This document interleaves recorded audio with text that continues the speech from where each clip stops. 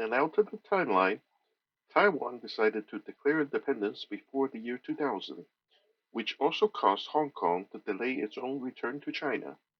The saber-rattling from China, threatening to invade both rural territories, caused widespread economic panic among Asia, even as China planned to use the context to fly their flag around Paracel and Spratly Islands, possibly claiming them as well. US Navy and NATO decided to intervene in a limited fashion, and thus started SubWar 2000. September 7th, 2000, Guam Naval Base. USS Seawolf is at war. We have received emergency orders to scramble out of our moorings ASAP after any last-second loadout changes. China has decided to intervene militarily all over Southeast Asia. Our first priority order is to intercept the People's Liberation Army Navy battle group that is sailing out of Cam Bay and will be sailing around the Spratly Islands. We are to intercept and destroy as many as we can. I've decided against loading any harpoons, keeping only 4 of the T-SAMs, and adding 2 decoys. I unloaded all the T-LAMs and replaced them with torpedoes. Thus, we scrambled out of the moorings a little late, but with our desired loadout.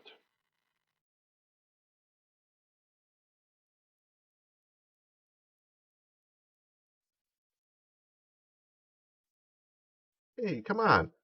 It wasn't here.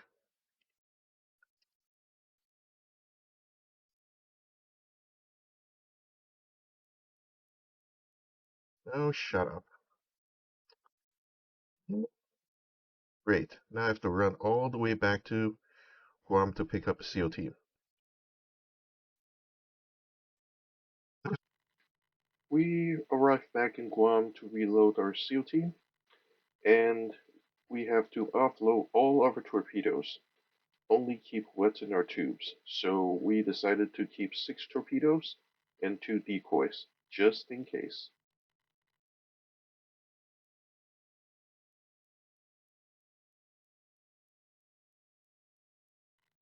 Once again, we left the Guam naval base behind, and this time we need to get to Hainan Island and drop off our SEAL team, hopefully without attracting too much undue attention from the planned Navy.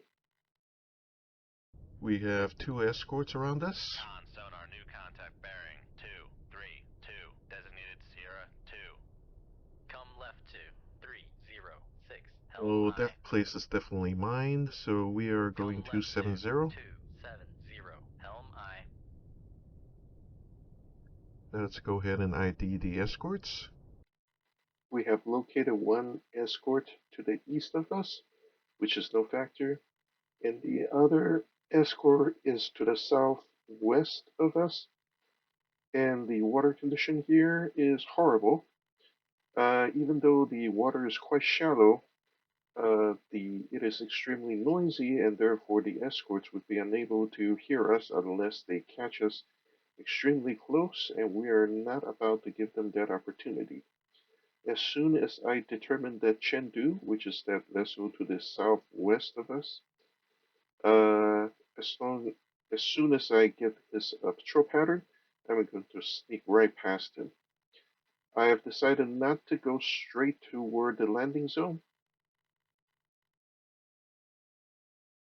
There is a helo patrolling there, and there is usually a maritime patrol craft as well. Therefore, when we sneak past the Chengdu, we have to be very careful when we approach the beach because the helicopter may be able to spot us, and we certainly don't want the patrol craft to stumble upon us by accident. As soon as the Chengdu passes us heading north, we are going to sneak past behind him. Should be easy enough. The water here is extremely noisy. We just need to watch out for the helicopter and maybe the maritime patrol craft.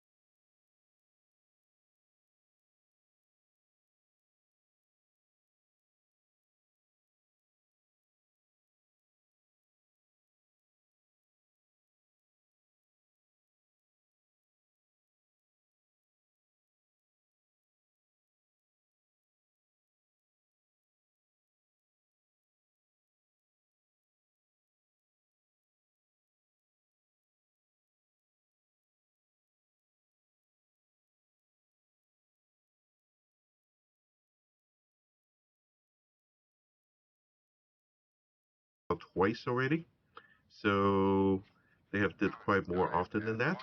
But that's why we track them. We want to know where approximately it had dipped, so we know which area not to look, at least within the past couple in-game hours. Alright, looks like Chengdu is going to turn south again. It's just doing so very, very, very slowly.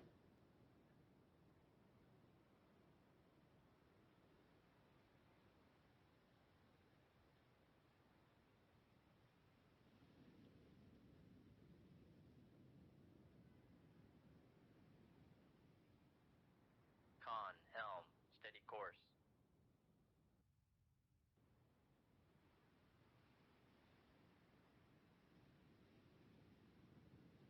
Well, it's still turning, and let's see, we are, I would say, less than 10 kilometers away, so I guess we should be able to turn toward it now. Come left to 055. And Helm we are high. practically touching the bottom. We're at 122, and the bottom is at 130. We can't really go any lower because the controls are not down to the single meters. It's like roughly every dozen meters or so.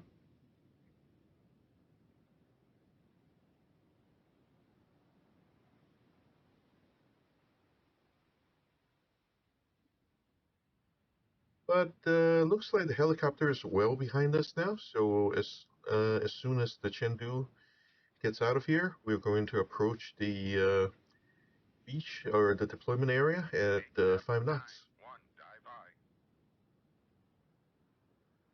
And obviously we're going to go a bit shallower, but that's the general idea. We're in most of the way. Okay, we're 7 kilometers away to making it.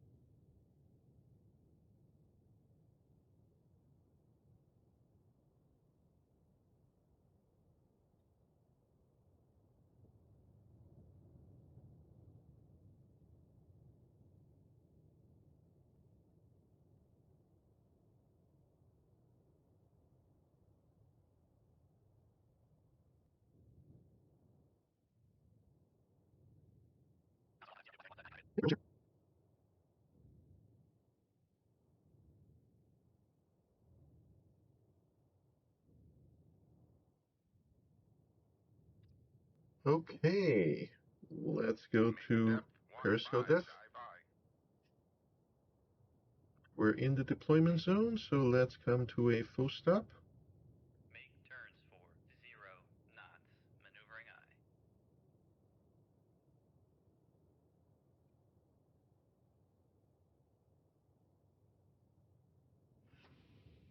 eye. Okay, they're away. Hard right rudder. We're going back to 46 meters. Ah, heck. Turns for 5 knots. We can Maneuvering disengage from here. Let's get out here.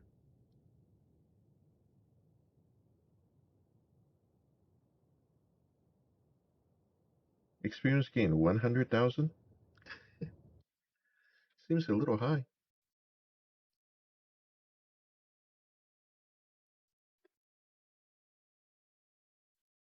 Okay, let's head back to Guam.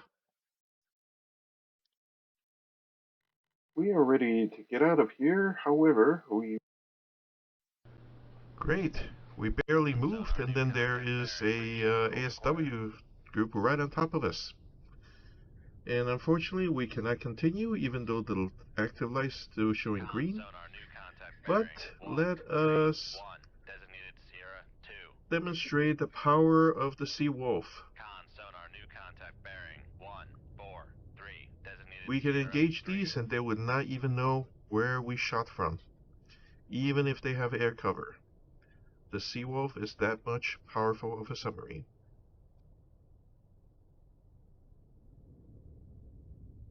Did I D them first? I think this... Con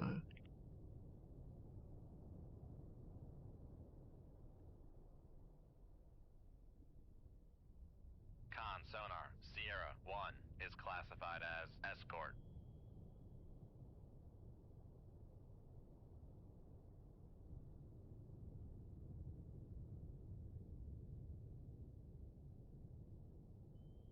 That's an ASW group, so this is an ASW ship.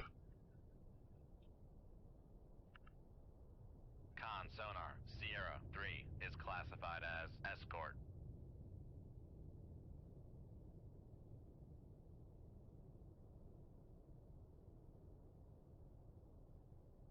Con sonar, Sierra 2 is classified as escort. Remember, you could make the wrong ID. It's not fatal. It just means you will not get an accurate prediction of its abilities. Like, because there is a detailed chart of what each ship can or cannot do. So the computer will tell you what is the predicted performance of the enemy sonar at a certain range, at a certain angle, and based on the water condition currently available. And therefore, you should strive to make the correct ID as often as you could. On the other hand, the crew will correct you if you got it wrong. You guys are way too much of a hurry to be catching anything. You guys are going at 12 knots. You can't even hear me.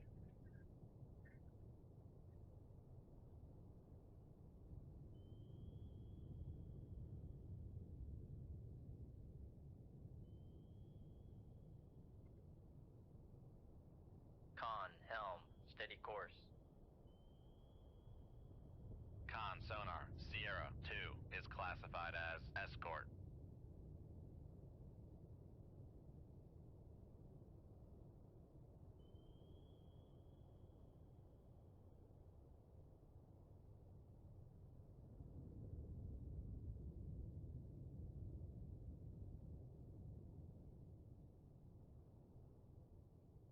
As you can see, the crew just corrected me. That was not another Jianghu 3, but that's a Jiangwei. I could sink them, but for what purpose?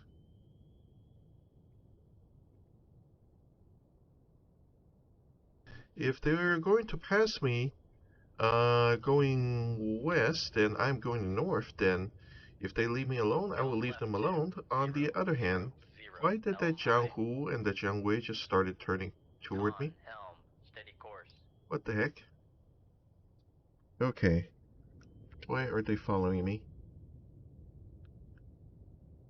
In that case, everybody is gonna get a damn torpedo.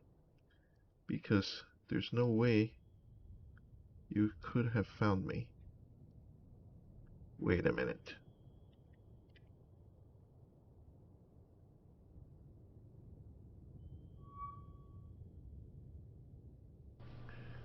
First thing before the fight, retrieve the towed array. This is the DotMod thing. This is not in the regular cold waters. But the first thing we do, start shooting. Aye, sir. They are way too close.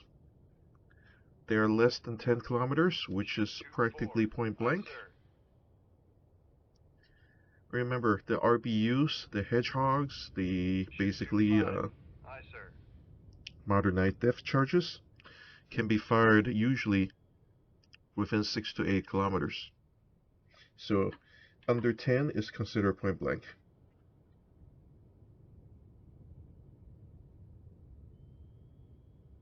Okay, we're firing 3 torpedoes toward the red impact point, which is the predicted path of the enemy if they keep on the heading and the velocity.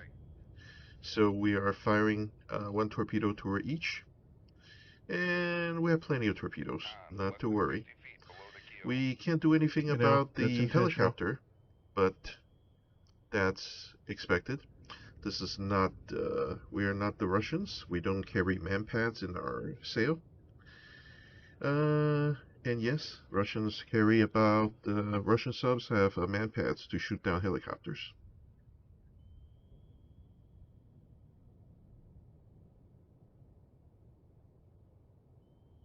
Okay, we're just adjusting the impact point, the activation point to be slightly ahead of those red dots, because they are turning, they have to be adjusted.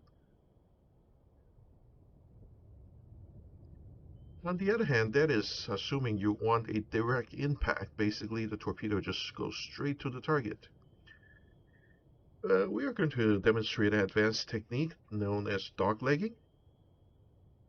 We're going to dogleg the torpedo. Basically, we're going to change the course of the torpedo so it's coming in from a completely different angle. Therefore, disguises the origin of the torpedo, makes the enemy think the torpedo came from a completely different direction than it was actually fired from. Con, dive at 229, dive high.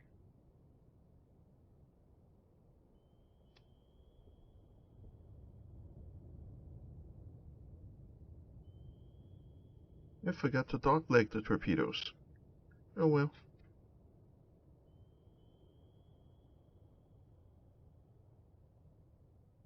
And I have no idea where the helo went, but I don't care.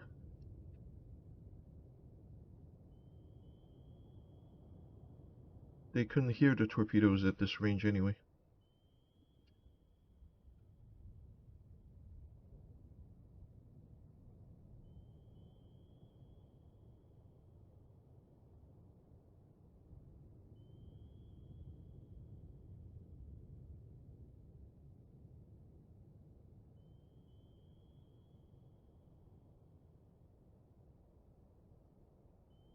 And this is time to demonstrate the total superiority of the Mark 48 Mod 6.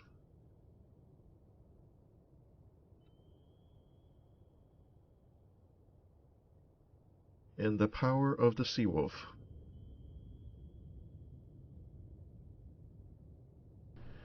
Bonus tip, watch the signature panel, and shooting a torpedo temporarily adds about 20 to your signature.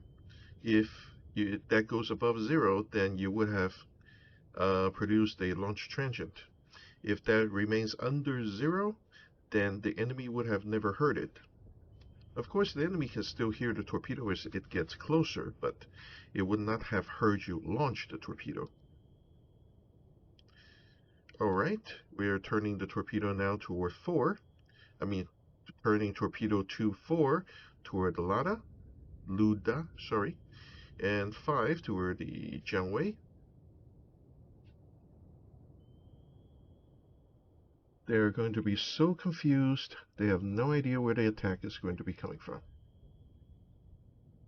Though these waters are noisy enough, they didn't even hear the torpedo.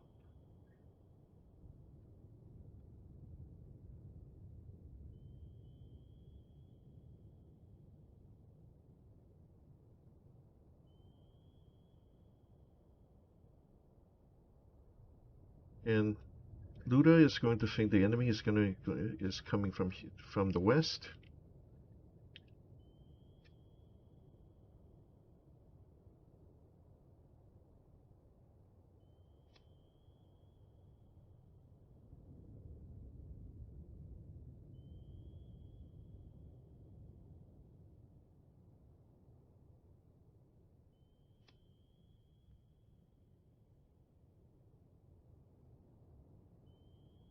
Con, fire control, weapon acquired.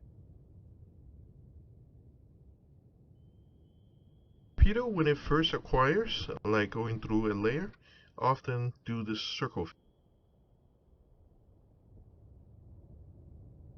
See, it's even so close. Maker bearing 136.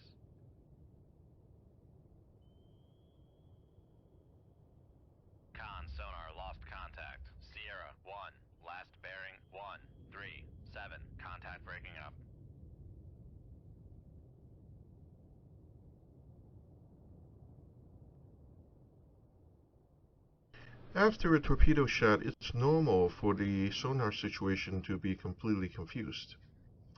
Like the contacts change ranges and so on and so forth. This is perfectly normal. Just stay with the solution until it goes to 95 again. Ooh, we got patrol planes now. Except they still have no idea where the heck I am.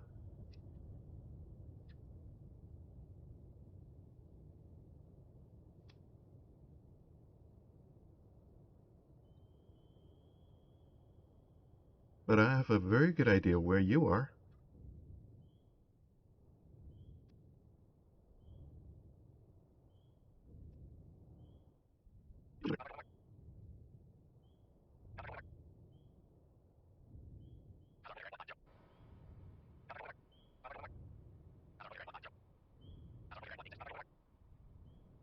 Con sonar, noisemaker bearing 148. Con sonar lost contact. Sierra 3, last bearing 188. Contact breaking up.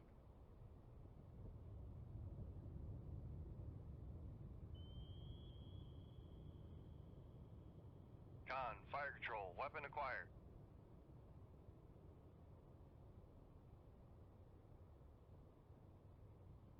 Con sonar, noisemaker bearing 148.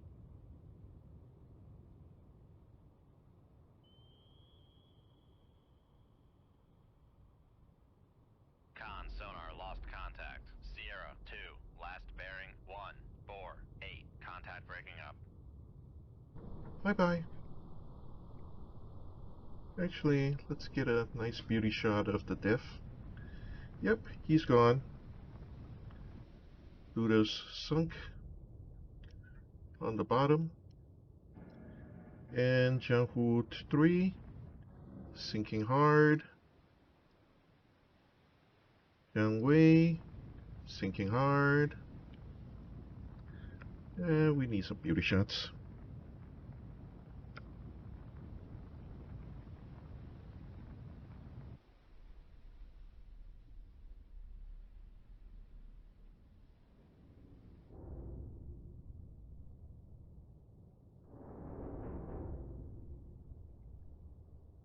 Oh, great. Now the aircraft is here.